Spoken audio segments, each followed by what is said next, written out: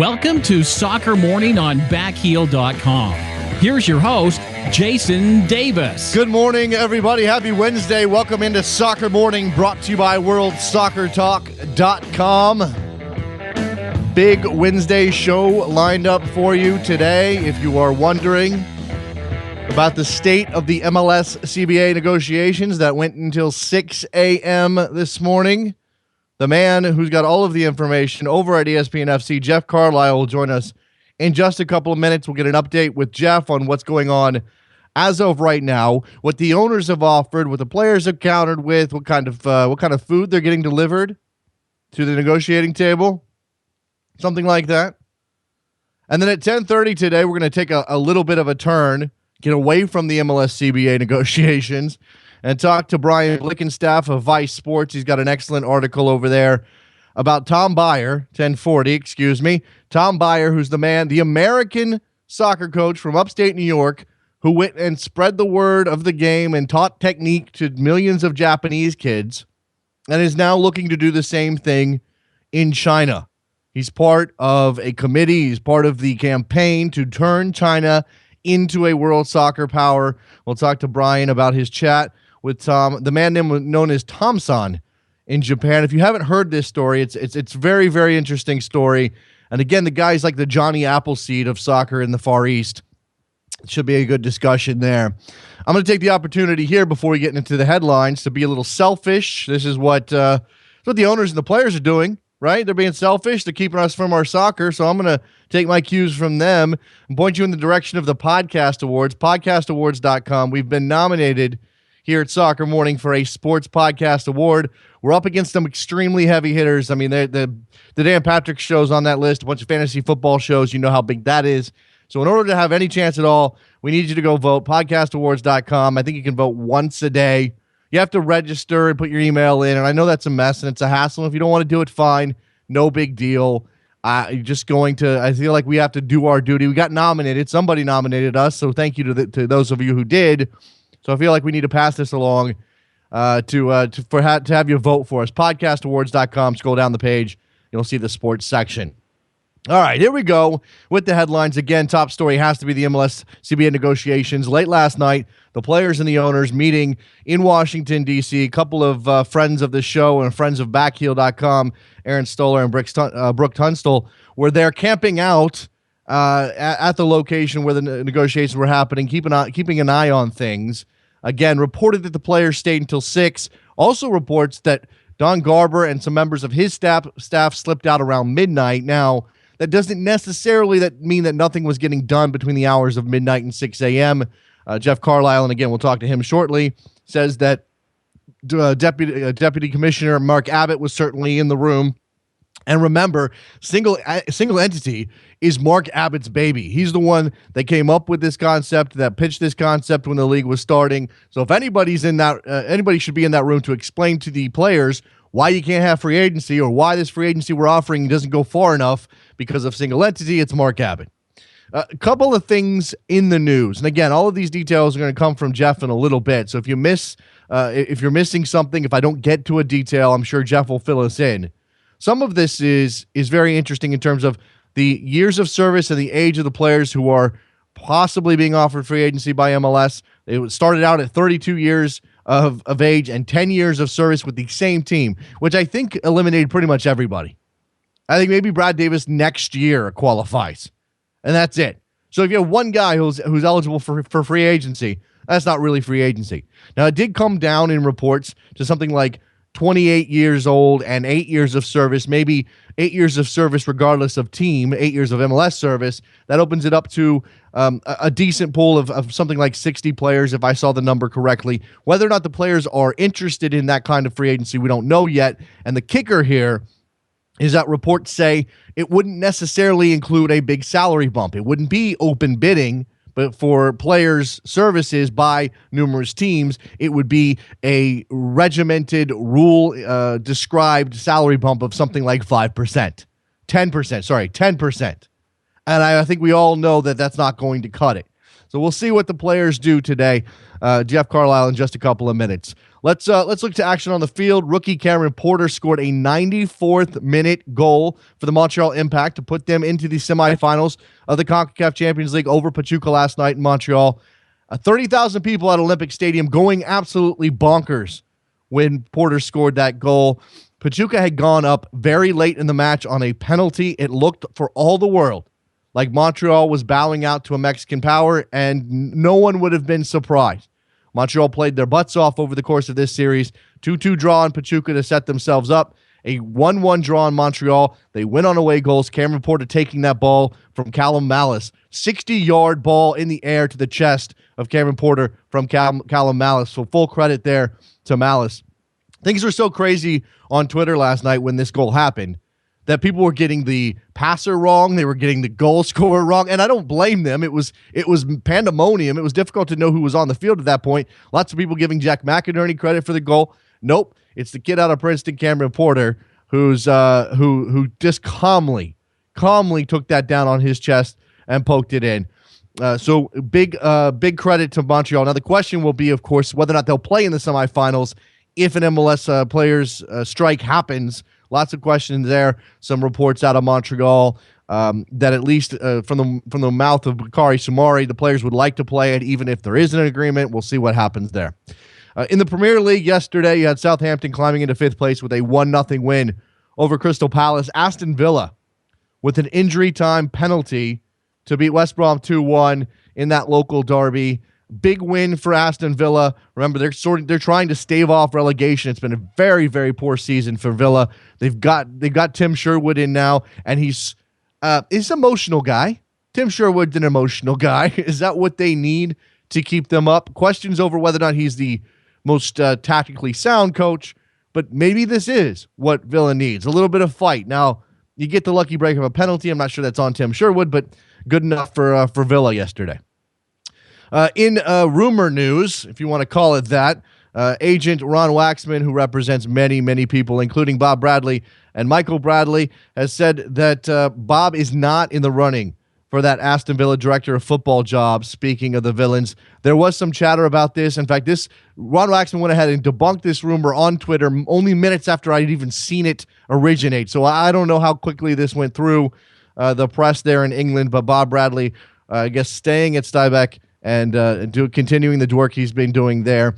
Ron Waxman also adding to the rumor mill when it comes to MLS player movement, reporting that Xavi will go to NYCFC this summer. Some talk out of New York. Jason Christ talking about identifying Xavi as a target for the new club. He would clearly be a fantastic addition to that team when you've got David Villa up top and Frank Lampard alongside him in midfield.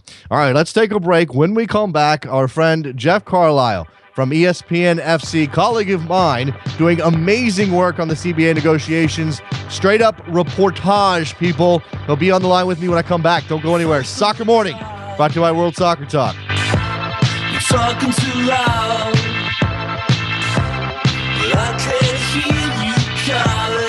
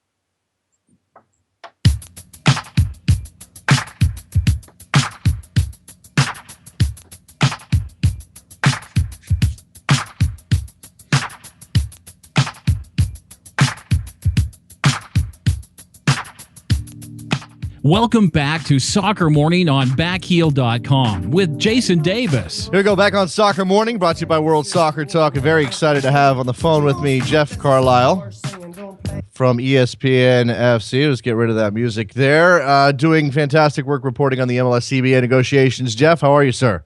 I'm doing well, Jason. How are you? I'm good. All right, so people have been very closely watching your Twitter feed over the last at least 48 hours, and hopefully before that, because you've been able to get some details on what's going on in Washington.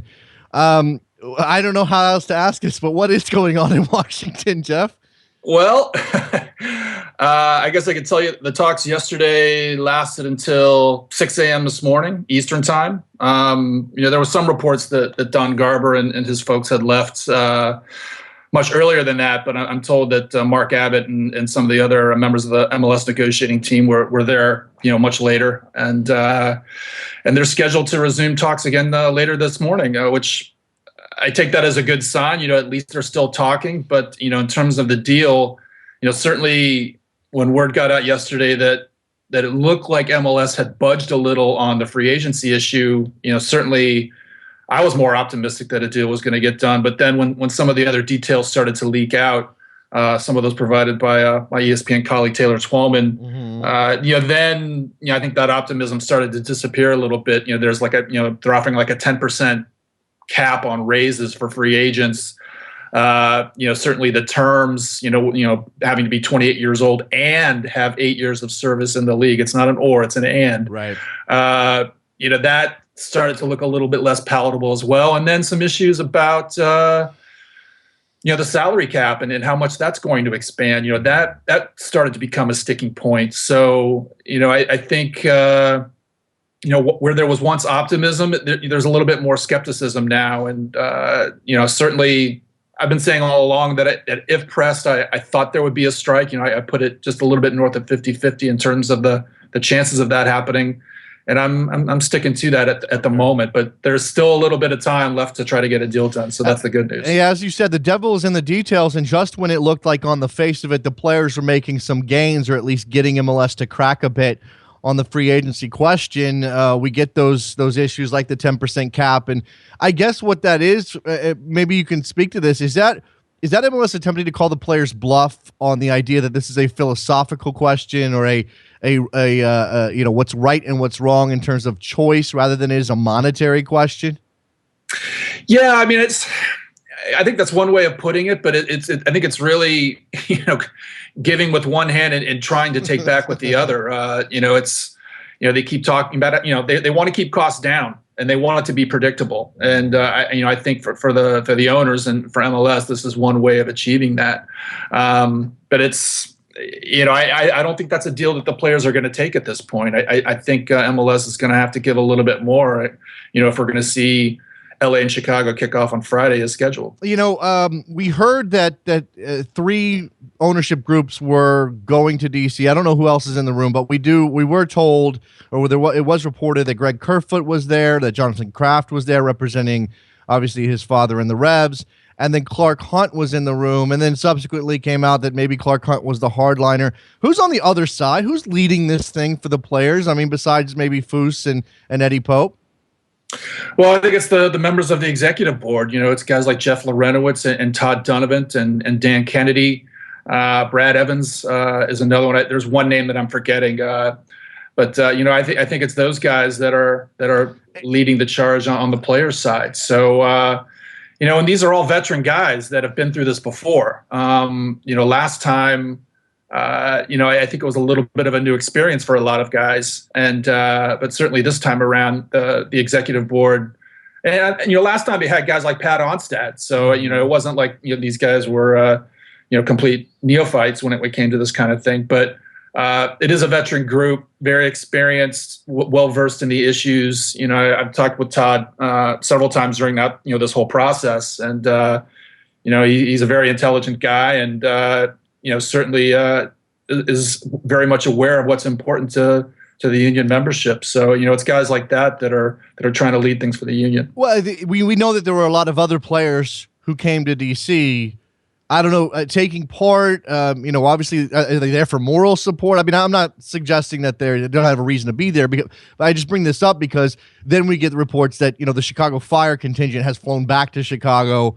And I don't know what that means. I suppose it would be guesswork to put any stock into whether or not the Fire players leaving D.C. means they might play Friday night in L.A., but are the rest of those players, are they there just as a show of force?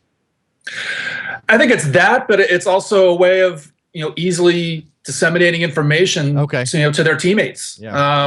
Obviously the negotiations are very fluid and things are changing all the time. So I think it's just an easier way to kind of get the word out on how things are going and also to get some feedback about how acceptable certain aspects of the proposal are. So I think that's why you have basically the player reps. And there's 2, in some cases 3 per team. Mm-hmm. So, I think that's why those guys are there.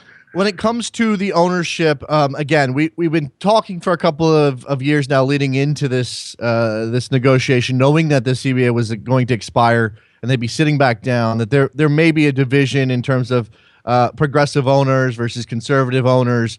I don't know. I don't know how conservative Clark Hunt might be versus, I don't know, Jonathan Kraft.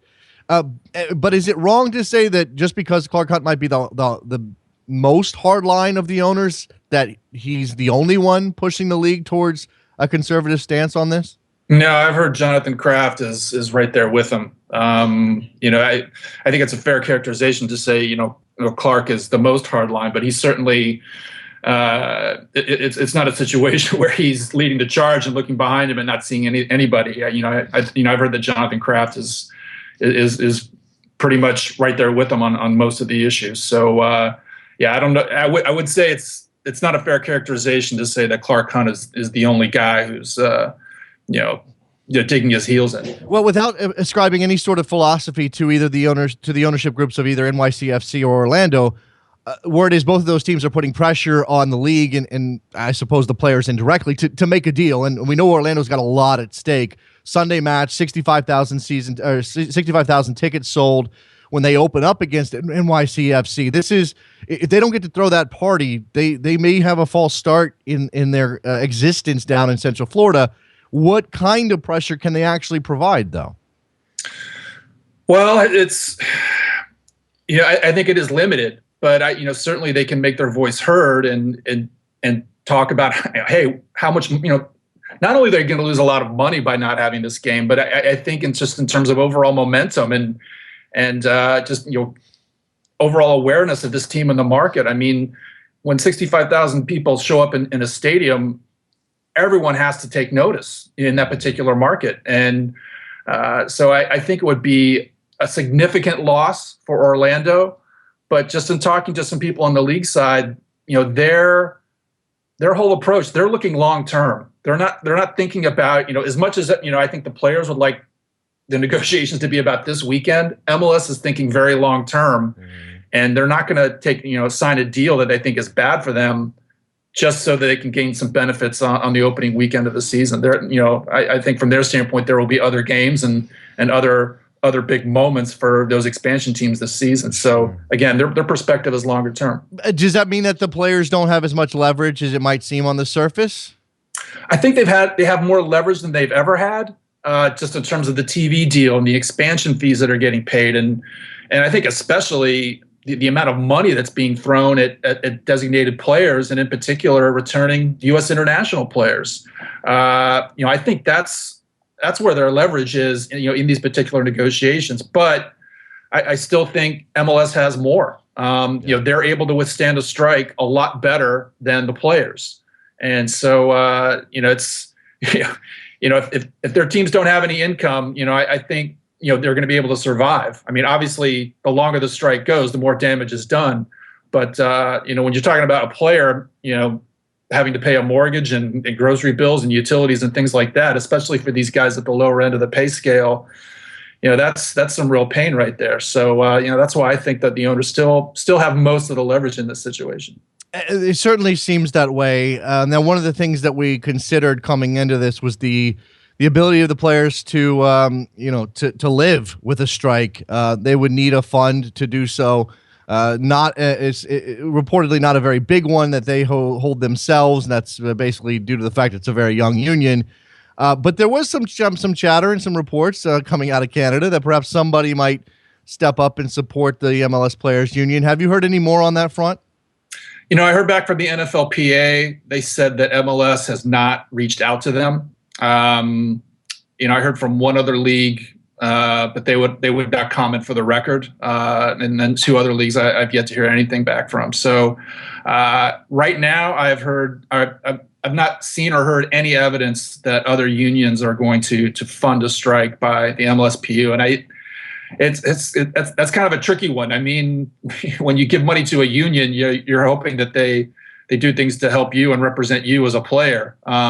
I think giving that money to another league, that might be a tricky sell. Sure. Even though, I'm sure all those unions don't want to see a single entity league on their doorstep. I mean, that's a tricky one. But I think there might be shades of gray here in terms of what the commitment might be. But I think it is interesting to consider, and I'm not really questioning where that report came from. I think he was given some information, but you have to wonder is if the MLS players did have a larger strike fund and were able to withstand more than a couple of weeks sitting out, you would imagine they want to publicize that because that is leverage they could have against the owners. Yeah, I mean, you would think so. I mean, you would want to make that known that, hey, we're in this for the long haul. And we can't be bullied into taking a bad deal. Again, the union has been very quiet about a lot of things. I mean, the players have been under something of a gag order in terms of dealing with the media. That hasn't stopped some of them from talking, but the union is keeping everything very, very close to the vest, and who knows, what they're revealing in the negotiating table, but. You would think that you would want to get that information out there that, hey, we can survive a long strike. I don't really want to focus too much on the details that we've heard that you've reported. I mean, not that they aren't germane to the ongoing discussions, but I wonder if they're going to be changing again. And part of that is the reputation of MLS, and perhaps you can speak to this not only in this negotiation, but in previous CBA negotiations of a sort of take it or leave it approach. Here's an offer. If you don't take this one, we might change the parameters of it. We might pull something we're offering now. Oh yeah, absolutely. That is a tactic that MLS has used before, several, more than once. I remember, last year when we were dealing with the referees situation and their lockout. I heard repeatedly from the negotiators involved in that MLS, there were things that were agreed to, and then in the course of negotiation, things were pulled off the table, and you're kind of going back, starting over again on particular things, and it's an interesting tactic, and it's certainly one that can frustrate the opposing side, but that's definitely a weapon in MLS's arsenal and something that they've done before, and it wouldn't surprise me if they did it again. We've also heard that the length of the proposed agreement, again, and this can change and who knows, but the length proposed was 8 years. I imagine that's more to the owners' liking than the players' liking, especially in a league that has been changing so much over the past decade and could see much larger revenues in, say, 5 years than they're getting right now. Yeah, I mean that's definitely that's definitely coming from the owners. I mean, especially if it's a deal that they're happy with. Obviously this is their proposal that's on the table. So, if the longer that they can keep costs in line and in the eyes of the union depressed, that's certainly something that the owners want. And I cannot see the players agreeing to an 8-year deal. I think that's just too long. The previous 2 deals were 5. I think that's probably what they would find acceptable. But certainly the longer the deal is, the more beneficial, more predictable the market is going to be for the owners. And that's I had a couple of people when that news came out. A couple of people on Twitter were saying, "Hey, the NFL's agreement is 10 years, the NBA's agreement is 10 years or 8 years." The difference here again is about predictability in terms of, I mean, look, those are gigantic leagues with gigantic TV contracts. The players know that there might be more money coming in the future, but they also know there's already a lot of money on the table. That's not going to be the case for MLS, and things can change rapidly. I just want to put that out there, Jeff. Yeah. I think people are a little confused as to why the NFLPA would agree to a 10-year deal and the MLS Players Union, for them, 8 is much too long. Yeah, the NFL is obviously a much more mature business model and a much more mature league than MLS is. And, I think everyone would agree that we've seen incredible growth in MLS, over the last 5 years. I mean, just think about the players that are in the league now and the money that's being spent. And I think it speaks to how quickly things can change. And so, I think that's why an 8-year deal is not palatable to the players, because obviously they're anticipating that revenues are going to continue to accelerate, and there's going to be more and more money coming into the league. So that's why I think an 8-year deal would not be acceptable to the players at all. Good question here from Greg. Again, I mentioned the ownership groups for Orlando and NYCFC, and certainly we know that Phil Rollins is the kind of guy who likes to be out front. He's been the Pied Piper of soccer down there in Central Florida with Orlando City SC. But NYC's ownership group is much more nebulous. We know Sheikh Mansour is ultimately behind City Football Group. Is he at all a player in any of this? Not that I've heard, but I'm sure his people are keeping a close eye on this. I mean, obviously, there's been a lot of chatter and a lot of attention and excitement, some consternation too when you think about the Frank Lampard stuff. But obviously there's a lot of excitement around this team, and it's a club that's eager to get started and get on the field and get some fans in the stands as well. So I have not heard that he's super involved in this, but I'm sure he's keeping a close eye on things. And I guess what we're going to get to here is we're creeping closer and closer to some sort of decision being made by the players when it comes to strike or no strike. Now they either sign a deal, or they take a strike vote. Is that coming? Is that soon? Have you heard any word on the street about when they might hold that vote? I have not. I mean, I've I've been badgering people trying to get a handle on if a strike vote has already been taken. I think there was some speculation that last night they were going to hold a strike vote, but I asked Nat Borchers over the weekend if a strike vote had been taken, and he declined to comment. So that can be interpreted a couple of ways. I mean, either they're thinking about it or they've done it and they're just trying to keep it close to the vest. But I have no hard information that they've taken a strike. And that's interesting to me, because I remember vividly in 2010 that being something the players put out there, and it certainly wasn't a day or two ahead of the season. It was a little bit more than that. It was maybe a week or two out. There's this word that came out that the players had not unanimously, but overwhelmingly approved a strike. Was that posturing then, and now not holding a vote is posturing, or how does that work? I'm trying to think back, 5 years ago, exactly when the mediators entered the conversation. And I'm wondering if that strike vote took place before the mediators joined the conversation. Obviously, the mediators are there now, and there's a little bit of speculation on my part, but the mediators like everything to happen in the room. They want, they don't want a lot of negotiating in public.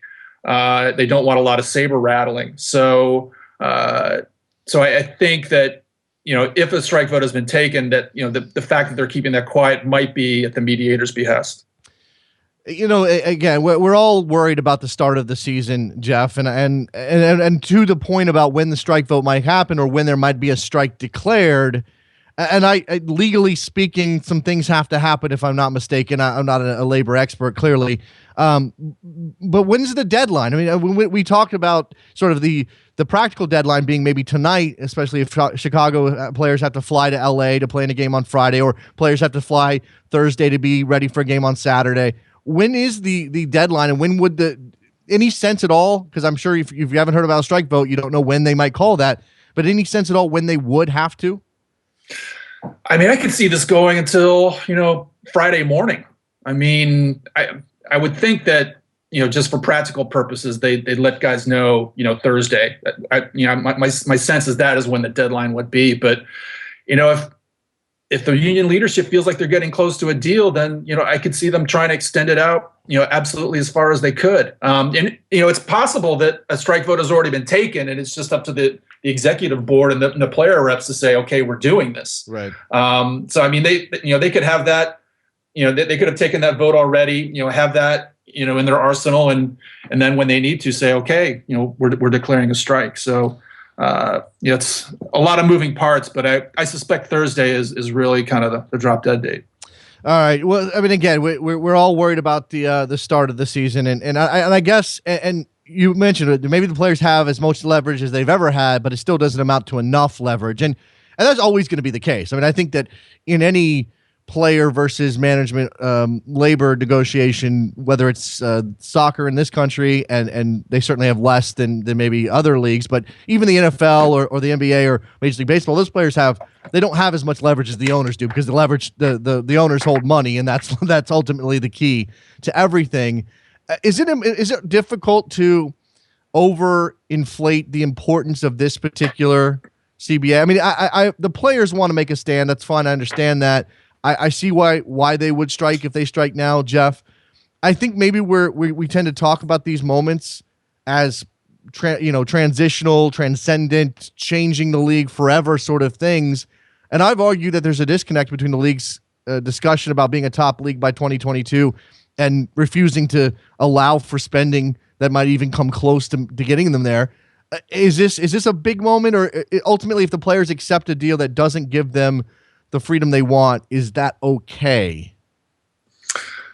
Well, I mean, I think it depends on your time horizon. I mean, if the players don't get free agency, it's awfully hard. Granted, forever is a long time, and each CBA is different. But I think this is a big moment. I think the players feel like their time is now. Given all the changes in the league with, again, the TV deal, the big contracts being thrown about, the expansion fees, things have accelerated a great deal. And I think this is a big moment. That doesn't mean there won't be big moments down the road as well. But, I think they do feel like their time is now, and I can understand why they think that way. I don't want to get into, I don't want to go too deep into this, Jeff, but I think there is a conversation to be had, and I know people have done analyses on this question, but you mentioned the cost certainty, the being able to predict exactly how much they're going to be spending. That seems to be important to the league, but when we say that, what we mean, and I imagine what the argument is in the room from Hunt and Kraft and others, is that because of that, that's where the investment comes from. That's why MLS has been able to grow at the pace that it's grown. And I guess the argument from the players will be, well, if you don't ever take the training wheels off, then we'll never know how big we can possibly be. That ultimately that it comes down to that kind of push-pull? I think so, yeah. I mean, it's, I think there's a lot of comfort that the owners take in the structure. And we've heard it from MLS executives as well. You keep hearing about, hey, we're 20 years old, without single entity, we wouldn't be here. We wouldn't have the stability. We wouldn't be able to have the slow growth. And but again, like you said earlier, there is some disconnect with what Don Garber is saying and wanting to be this, quote unquote, league of choice. I think he gets himself a little bit tripped up and caught in his own words a little bit when he says things like that. And then, in these CBA negotiations, they're trying to claim how they don't have any money, and they don't have the financial wherewithal to make life better for the players. So that said, the league keeps saying how, hey, we've always increased our investment in the player pool, and we're going to continue to do that. So that's kind of their counter argument to all that. But there's a lot of push pull, there's a lot of give and take, and like a lot of people, I'm hopeful that they'll be able to find some middle ground. How difficult is it, and I'll leave you with this, how difficult is it, do you think, at MLS HQ and in various places around the league for MLS figures to reconcile what the Hunt family meant to the league, what the Kraft family has meant to the league, and the fact that ultimately they may be the parties that hold MLS back from reaching maybe its full potential in a shorter timeline? I'm sorry, you broke up a little bit there. Can you say that again? Reconciling what the league owes to the Crafts and the Hunts, and certainly Anschutz to a lesser extent. Anschutz you owe a lot, but he's not necessarily the hardliner of the other two. But I mean, reconciling what you owe to those groups versus the fact that they may be holding things back now. Yeah, I think that's a difficult dance that MLS is doing. I mean, certainly these guys have lost tons of money, but the guys entering the league now are also putting in a lot of money. It was what Orlando was putting in $70 million, and NYCFC $100 million, and LAFC and Atlanta putting in similar amounts. So it's I think there's a little bit more give and take on that than people might think. I mean, certainly the league was losing a ton of money in those early years, and certainly a debt of gratitude goes out to the Hunts and the Crafts and to Phil Anschutz. But there's some new owners that are putting in a lot of money in now. So it's for me, I don't know if that gap is really quite as big as a lot of people think. Last question. You said 50-50 on the chances of a strike. Regardless of whether there is one or not, do you believe that the players will get some form of free agency out of this negotiation? Since there's a form of free agency on the table, yes, I do think they'll get a form of that. How palatable it will be, I think we'll have to comb through the details and really see how beneficial it is. But I think they will get some form of free agency. Maybe they can chop off a couple years off the length of the deal and get that done. Jeff Carlisle from ESPNFC. Follow him on Twitter, Jeffrey Carlisle. It must follow right now. And a must follow for the rest of the MLS season as well, whenever it begins. Jeff, appreciate the time. Fantastic work. Thanks a lot. Hey, Jason, anytime, man. All right, there you go. Let's take a break. When we come back, we're going to talk to Brian Blickenstaff about Tom Byer, the man who spread the word about playing technical soccer in the Far East. And yeah, he's from New York. Don't go anywhere. Soccer Morning, brought to you by World Soccer Talk.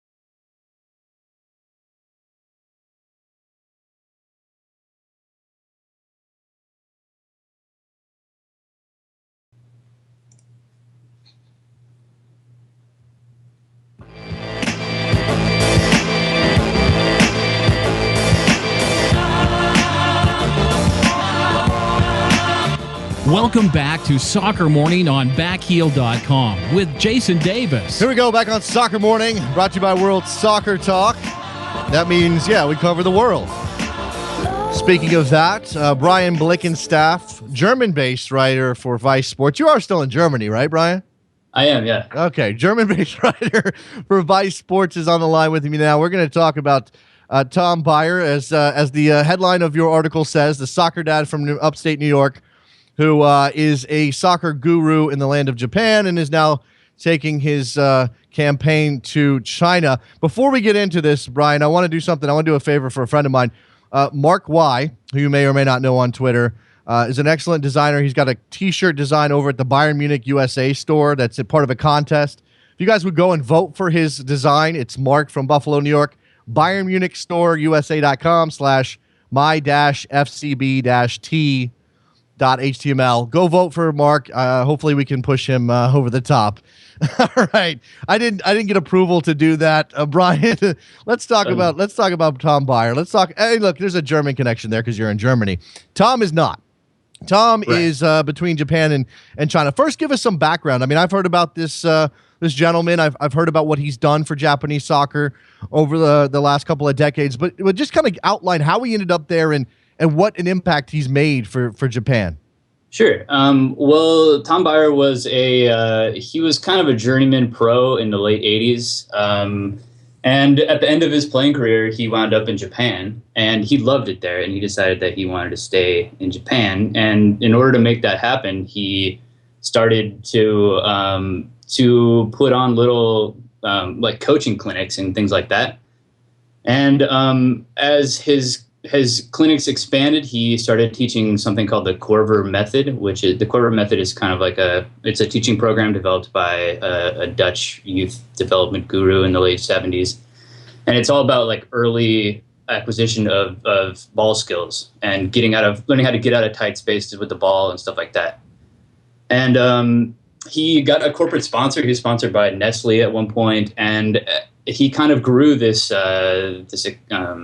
an academy system in Japan, as well as a system based around these clinics.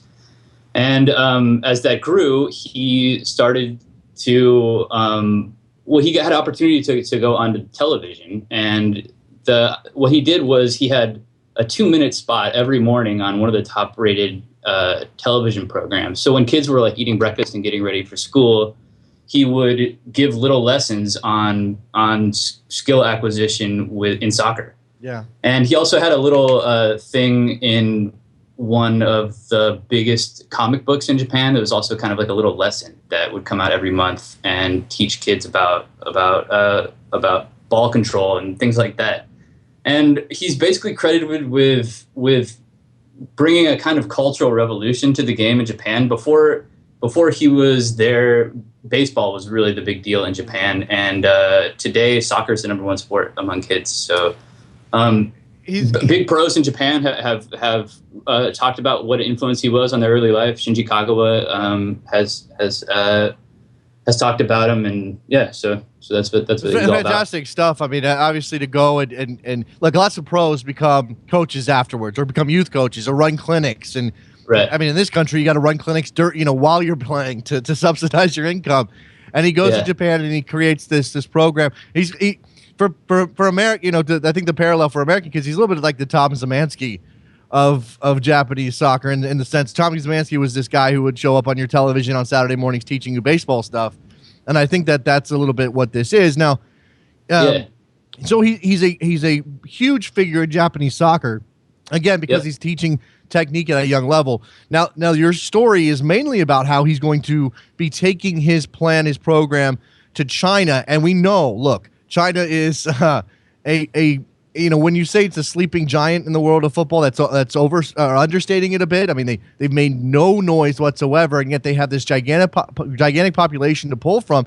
You'd think they'd be able to make some headway, but they decided to go to a school model that's going to involve Tom Baier. Yeah, they haven't really figured out exactly what he's going to do. I think he's still in contract negotiations, but yeah, I mean they're planning to bring a curriculum to 20,000 schools, and he's going to be involved in designing that curriculum and training the coaches, who will then go out and teach young kids how to play soccer. So it's like a massive project. I mean, the scale, I don't know if there's ever been anything on this scale before. This is China bringing their soccer development under the umbrella of the government, and we look like most things in China. We know about their their sports schools. This is why they have the best gymnasts and the best divers in the world. Right. They're trying to bring that model. They've had more difficult time bringing that to a team sport, but they're going to try to do this model with soccer. When you talked to Tom Baier, was there any reservation on his part about the way the Chinese go about teaching kids sports and trying to glorify China through these sports? Yeah, I don't think that's something that's a big concern of his at this point. It's not something I shouldn't say that. It's not something we talked about, so I can't really speak to. Okay. speak to Tom's, You obviously talked more about the nuts and bolts of this, and look, it is such a large project with so many different kids. And while he had the opportunity to go on television in Japan, and that's perhaps what spread his message, he's going to need to do that in China as well. Yeah, a lot of what he talked about was changing the sporting culture in China. I think that's really his big success in Japan. I mean, bringing the lessons and teaching kids, these skills at a young age is obviously like was a good thing for Japanese soccer. But where he was important was his cultural revolution, so to speak. And yeah, that's what they're hoping he can bring to China as well. And that's something that he talked about. They're going to be doing a lot of work with media and animation and trying to get kids interested. Because one of the problems in China is that there's tons of kids. He told me there's 100 million kids, I think, under the age of 6. I have it in my article. So we're talking about a ton of kids, but the number that actually play soccer is very low. So their first order of business is basically to get kids, to teach them what soccer is and get them exposed to it. Yeah. So that's a big part of the plan. Yeah. I mean, I think that's one of the more interesting things about him and about his story. And as you outlined in the piece, it's not just Japan and China now. He's got an influence across that part of the world, across the hemisphere there, and yet he is essentially an unknown figure in the United States. And I guess, for a soccer fan like me, the thought would be, well, why isn't this something that we're doing here? Why isn't Tom Byer back in the U.S. helping to, spread the word about soccer to, we got millions of kids playing, but maybe they're not getting the instruction or learning the technique that he's teaching young kids in East Asia. Yeah, I mean, I think that's a good question. I mean, why he's not in the United States is not something that I can answer. I know the powers that be in the United States are aware of what he's accomplished and what he's doing in Asia. I think what he would say to parents in the United States is that you really can't. There's no age that's like too young to put a ball in front of a kid, and like the point isn't to get the kids really to start kicking the ball. It's to just get them to like roll it around and learn to manipulate the ball on the ground.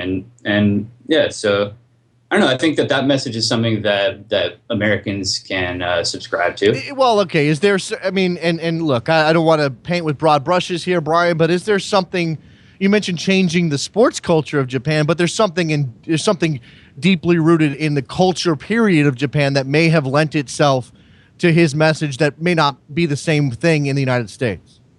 Yeah, that's true. I mean, yeah, you can't deny the cultural factors that must come into play. Certainly, I mean, the reach that he had with this magazine, it's called Koro Koro, this comic book in Japan.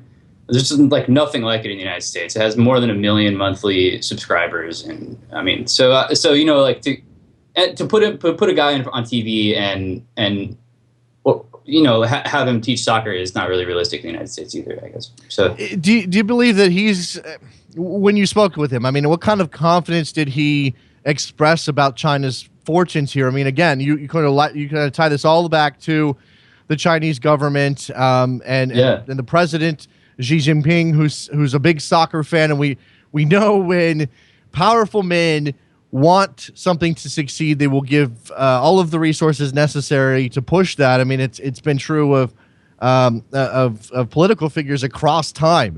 When they want the sports team again to sort of glorify the country, they will give everything they can. Does he really believe that China's got the talent there to maybe one day be a world power? And how long might that take? Well, I think there's no question that if you can expose enough kids to soccer at an early enough age and give them the lesson plan to basically work on their own, that they can develop into a soccer power. The question is how long, and as you said, and I think the president Xi he seems to have he's taking a pretty longitudinal approach to this. I don't think he's expecting anything to happen tomorrow. The schools aren't going to be up and running, I don't think, until 2017. That's the plan. So we're talking about a couple years, and then we're talking about starting with the very youngest members of Chinese society. So by the time they're grown ups, I mean, it's 20 years down the road. Yeah. But yeah, I don't think he'd be doing it if he didn't think it was possible. And I think, yeah, I mean, I totally think it's possible too. Yeah, BDS Moki on Twitter saying the Corver method is being taught over the U.S. I got introduced to it in 1986. Right.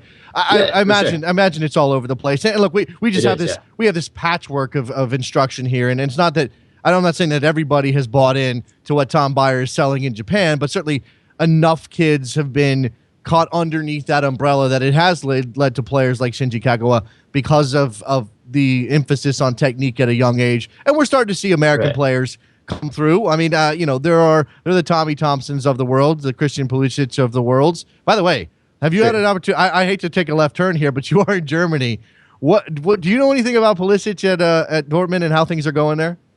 I don't really know. No, I don't. I mean, I know that he's a great talent and that people are excited about him. But I was up there a couple weeks ago and we didn't really talk too much about him. All right. Well, I getting excited about him a little bit too much. Yeah, he's showing really well in the U17s right now. Let's turn a little bit more into something else. You're right. You've written for Vice. I just want to make a really quick point, if I could. Sure. The point, and I touched on this earlier, but my point wasn't that Tom Byer invented the Corver method. He certainly didn't. But what he did was expose these bite-sized, digestible lessons that that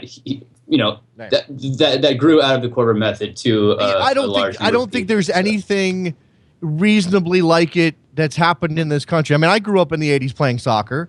And you know what we did? We signed up. We went out and practiced. We played some games on the weekend. We did a couple of clinics, when we weren't playing. We had, I remember, foreign coaches coming in and running us through the paces for, a couple hours every morning for a week or whatever. I mean, there wasn't, as you said, what we're getting here is it's more about the method he disseminated, the Corver method, than it is about the Corver method itself.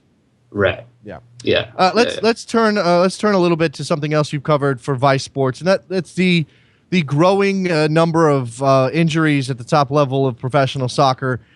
Give me a sketch here of why we're seeing sort of these musculature injuries happening at this point, maybe more often than we've seen in the past. Yeah, well, let me take a quick step back and just say that injuries in general aren't going up. They're actually have stayed level over the last 13 or so years, as the UEFA funded a giant study on studying year-to-year type and rate of injuries at high-level soccer in Europe. So the injuries on a whole have stayed level, but the type of injury has changed, which is pretty interesting. So, for example, ankle injuries are not as big a problem as they used to be. And doctors are able to treat ankle injuries often quicker and more effectively than they used to be. But what's interesting is that every year since the beginning of this study, and it started in 2001, muscle injuries have gone up, specifically hamstring injuries and groin injuries. But hamstring injuries have gone up 3% every single year since the beginning of this study. And the reason for that is that the sport has changed. As training methods have modernized, players have gotten more and more fit, and the game has become faster and faster. But the human body, even though players are fitter, the human body doesn't necessarily have the fortitude to get through these long seasons. So you're seeing more and more muscle injuries. You can be the fittest player in the world, and there's still going to be stresses on your body that could pop up and become injuries. And really, it's limited control. I mean, I think it's interesting in the context of what you're talking about, Brian, in the study that UEFA has done, to consider how often we point to the training staffs of certain teams when they have a number of muscle injuries in their squad. Arsenal comes to mind. Regularly, Arsenal is criticized because they consistently have players out with hamstring injuries or groin injuries. And I'm not saying that they may not have some issues with their methods, but there is a growing problem with these injuries in general. Right. Yeah, absolutely. It's certainly not limited to Arsenal. It's like across all teams that are in the study, and I'm pretty sure Arsenal was included in the study, at least for part of the study. Is it a matter of just again long seasons? I mean, we're talking about guys who are playing 60 games a year. I mean, is it just wear and tear, and there's really nothing you can do about it short of holding them out of games and giving them an opportunity to rest, or is there something else? Is it the speed? As the athleticism of the average player rises, so does the overall play move faster and become more stressful on bodies. Yeah, I mean, I think that at the end of the day, if you will, the problem is that people are just playing too much. Like, these players are playing at a level that's so high and so fast that they need to take more breaks. The problem, though, is that how do you really measure the load that is put on these players? And that's sort of the next step in trying to fight these muscle injuries, is figuring out a way to quantify how much wear and tear they actually are carrying, if you will. It's an issue. I mean, is there any sense that this is something that's being addressed by some of these top level clubs? Again, I mean, if you're if you're a lower level team and you're playing 35, 40 games a year, maybe you're in a cup, that's not necessarily as much of a problem as it is for a Bayern Munich or Barcelona, who's playing in every competition and going deep into those tournaments. Yeah, clubs are definitely worried about it. I'm worried about it. Maybe it's something they want to address for sure, right? I mean, like, if you think you can quantify how much money Dortmund has lost when Royce has been off the field, right? Like, you can come up with a figure, and so they're aware that if they can prevent injuries, then they can become more competitive, right? The question is how to do that. And over the last decade or so, a lot of these clubs have hired a lot more physical training personnel who design training regimes for each individual player.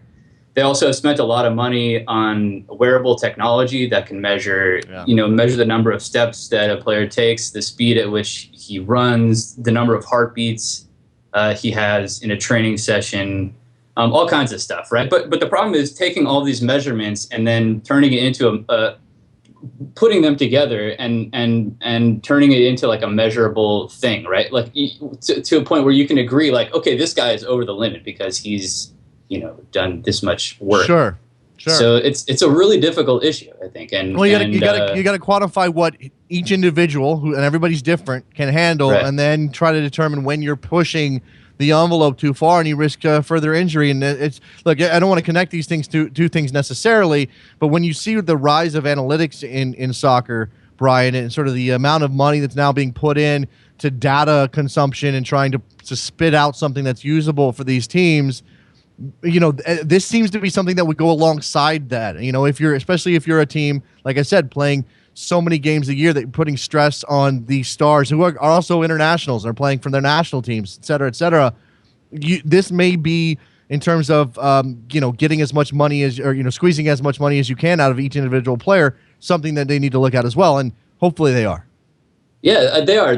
I'm not sure. A lot of these clubs have analytics teams. I'm not sure how much time they're spending on this type of analytics, on trying to measure load, or on tactical analytics, if you will. But yeah, I mean, it's something that they're working on, definitely. And in some ways, I think that this might be easier to sort of solve than the other type of analytics. I don't know where the resources are going though. Brian Blickenstaff from Vice Sports. He writes about soccer and some other stuff as well over there at Vice Sports. It's BK Blick on Twitter. Thanks for your time, Brian, and hopefully we'll talk to you soon. Yeah, thanks so much for having me, Jason. Okay, there you go. Care. Let's take a break. When we come back, we'll open up those phone lines, 347-756-6276. How are you feeling about everything that came out yesterday around the CBA negotiations? Did the players get a good offer and pass on it? What's the situation in your head? Don't go anywhere. Soccer Morning, brought to you by World Soccer Talk.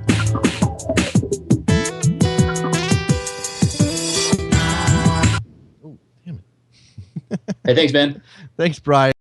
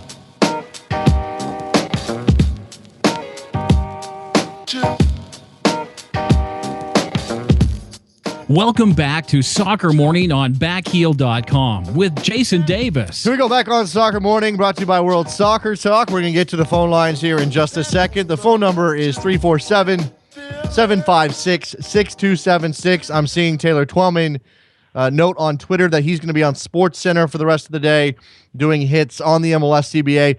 I was about to say finally a little love, and that's the wrong word to use here, but a little coverage of the MLS CBA from SportsCenter and ESPN. They've backed the league. They've been a broadcaster for the entire history of MLS. We know they care on some level. We know they like soccer.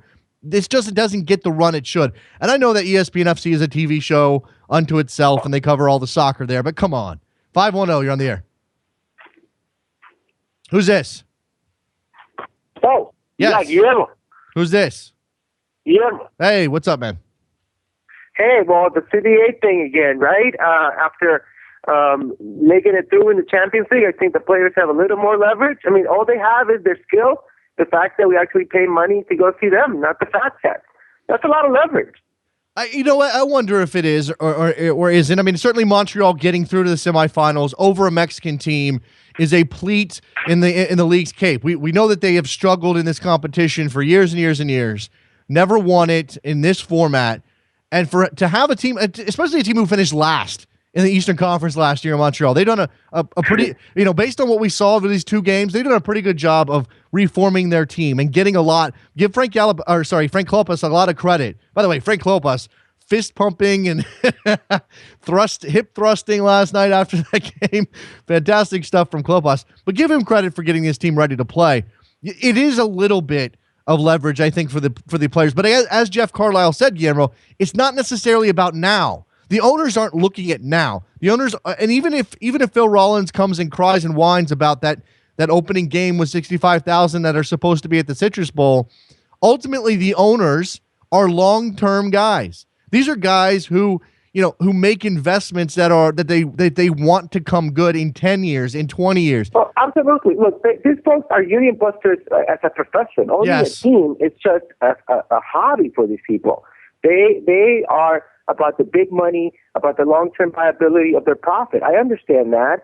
I'm not naive. But what I'm saying is that we have to draw the line, and I'm glad. I'm really proud of the players who would take it to a strike. This would never happen in Mexico. This happened in Argentina with all kinds of political undertones. But this is a good thing just for the sports world. I think people need to stand up for what they have. I mean, if they don't believe in themselves, who will? No, I'm with you, Guillermo. But I think the issue here, and we covered this last week with Dave Zirin, part of the problem is in this country that unions have been gradually broken up, their influence has been mitigated, and we've got a country now where people don't identify with union labor anymore. And look, I know sports is kind of different.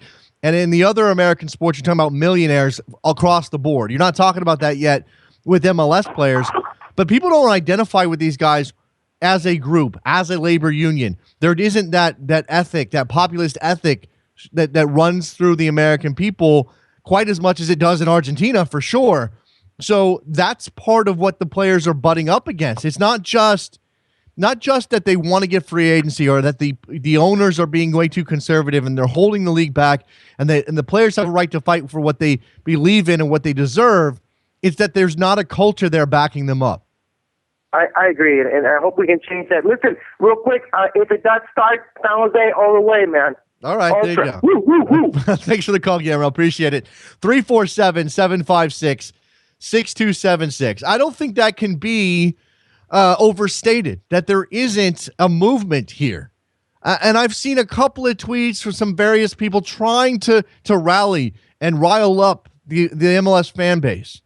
And maybe part of the problem is while we buy into the notion of the supporters culture, and there is a large group of American soccer fans who have bought into that and are loud and rowdy and go to every game and stand and help create TIFO and all of those things, ultimately they're a small percentage of the overall MLS fan base. And the rest of the MLS fan base is either not engaged enough, to have picked a side or to care enough about what the players are asking for, are educated enough. And I'm not saying that they can't understand it. I'm saying they haven't looked into it. They're not on that level. They're the casual fan. And as it's been pointed out, and I don't blame, we've established, I don't blame the league website for not covering the CBA negotiation and a potential strike. But if the casual fan only goes to MLSsoccer.com for their news, they're going to wake up on Saturday morning thinking about that game only to find out it's canceled because of a strike and have had no idea. Now, 607, you're on the air. What's up, Jason? I want to get you. What's your take on fantasy soccer? Do you play it? Here's my usual thing. I try every single year. I want to buy in. I want to get going. I think this is the year I fully commit to fantasy soccer. And we've got. Well, go ahead. Let's get a backheel league going on MLS soccer. All right. You know what? I've seen some people tweet. I keep forgetting to do it. I usually set it up myself for the Best Soccer Show, and I think I set up the Soccer Morning League last year. I'll put that on the to-do list at some point. We'll get that together. I know we only have a couple days, but I think the enthusiasm has been drained for fantasy soccer because I don't know if the season's starting on time. Yeah, I hear you. But I see the Fire players. You're on the plane right now. It's giving me some optimism, man. There is a report out there, some pictures of the Fire players flying to L.A. right now ahead of Friday's game against the Galaxy if that game takes place. I mean, if nothing else, the Fire have a nice little vacation in Los Angeles while the CBA negotiations go on. All right, you got anything else besides fantasy soccer? By the way, stay tuned to this show for some information on fantasy soccer coming up. We're going to get a league going. We'll get some things happening. Trust me, you'll enjoy it. Anything else? All right, man. No, thanks for taking my call. I appreciate that. There you go. 347-756-6276 is your phone number. We're here for you right now, taking your phone calls on anything soccer. It doesn't have to be CBA. That was obviously a fantasy soccer related question. Fantasy soccer should be bigger than it probably is. Maybe I should lead the charge on that. We got a couple of things on Twitter here. Rick in Philly. If the casual fan only gets their news from league websites, they'll never be more than a casual fan. I'm not making that's true, Rick. But I mean, again, I think that we overstate the number of diehards, the number of people who are watching the news every day to find out where things stand. I think that it's easy to live in a bubble that is entirely populated by people who are like us. It's a feedback loop. I start shouting about the CBA, and the people who care about the CBA start shouting back at me. Where are those people who are, again, they buy a couple of tickets a year. They go to a couple games a year. They take their kids. Maybe they grab a bunch of buddies and they have a night out and drink some beer, whatever. Those people. Are those people invested enough? Maybe they have a jersey. Maybe they're following along in the standings but they got a 9 to 5. They got a life. Maybe they got a life. Not to insinuate that all of us don't have lives. Clearly we do. We have amazing, rich, fulfilled lives. But there are plenty of people out there who are casual sports fans of all leagues. Of the NFL, of the NBA, of Major League Baseball. I would even call myself, and this is going to be a shock to many people who know me from my previous non-soccer life, but I would even call myself a casual baseball fan at this point. And I used to pay attention to I used to watch every game I possibly could for my team. I used to track the standings every day. I cared about who was the fifth starter. I knew who was not hitting and who was. But now, if you ask me about the roster of my favorite team, I might get 3 or 4 or 5 guys deep before I have to look for help. And I don't think I'm unusual. And yeah, I would know if Major League Baseball was going to have a strike because I would see it on SportsCenter, which I watch, or I would see it on my Twitter feed, which I'm involved in. But I'm not going to presume that everybody's watching all of that news all the time. We need, maybe your phone gives you updates. MLS player sets a strike. Well, okay, but who's going to give you, what app is pushing that information? Is the ESPN app going to push that the MLS player is going to go on strike? It might when it happens, but it's not going to give you any lead up time. You're not getting it from the MLS app. That sure as hell isn't happening. Let's go back to the phones. 239, you're on the air. Yeah, I was just wondering if with the CBA and the strike, if they can file like some sort of extension that would allow them to go ahead with this weekend based on all the tickets sold and all the media stuff. They could agree to an extension of the negotiations. Clearly, they could. The two sides could say, hey, we're making some progress here. We don't necessarily think a strike is needed. We have games this weekend that are important or whatever. If the players want to back down, again, I think the players lose a lot of leverage if they do that. The players play opening weekend, they lose a lot of leverage, but they could conceivably say to the owners, okay, let's put this on hold and we'll talk about it again after these games. I just don't think that's likely. They'd be operating without a CBA. They already agreed, or the reports were that the two CCL teams were operating under the auspices of a previous CBA, which again has technically expired at the end of January. So I don't think that's a realistic possibility, but I think it could conceivably happen. Interesting. Okay. Well, thank you. Yeah, I appreciate the phone call. There you go. On Twitter, Zach says, wow, I have a life. It just involves listening to Open Wide for some soccer on the bus and then Soccer Morning and then moving to Soccer Morning. I don't have a problem. Do we need a support group for backheel.com listeners, for Soccer Morning listeners, for Open Wide for some soccer? By the way, go listen to Open Wide for some soccer. They've had some really good episodes recently. If you're not already subscribed to that show, you should be. Oh, and I forgot to mention, I apologize very much to our friend Jonathan Tannenwald from Philly.com, who hosted on backheel.com an impromptu CBA special last night with a rack of fantastic guests. They went through all of the analysis of the situation at that moment. I don't think it's one of those things that's going to be too stale right now. Go download that episode of unnamed CBA show featuring Jonathan Tannenwald. Could be a good primer for you as we head into what is literally 11:59 on the clock. Not literally, figuratively, not 11:59 on the clock for the players and the owners if they're going to get this season underway. I'm not sure Chicago flying to LA necessarily means a damn thing. We do have word from Simon Evans on Twitter, a friend of the show and a World Soccer Talk columnist, that the players have arrived at the mediation offices in D.C. and that things are back underway. I want to grab Simon in the near future since he is keeping an eye on those developments. But as the day goes along, we're all going to hope and pray for the best. Follow Jeffrey Carlisle on Twitter. Follow Simon Evans, SG Evans, excuse me, unless he's changed it. I believe it's SG Evans on Twitter. And a couple of other guys who have been doing some amateur sleuthing work when it comes to the CBA. And you'll be able to get your updates. And backheel.com, backheel.com on Twitter, Soccer Morning on Twitter will obviously be retweeting and sharing that information as well. All right, I'm going to wrap up this episode of Soccer Morning. Thank you very much for listening. Thank you very much to Jeff Carlisle for his up-to-date information on the CBA. Thank you to Brian Blickenstaff for talking a little bit of Tom Byer, and injuries on the rise, muscular injuries on the rise in world football.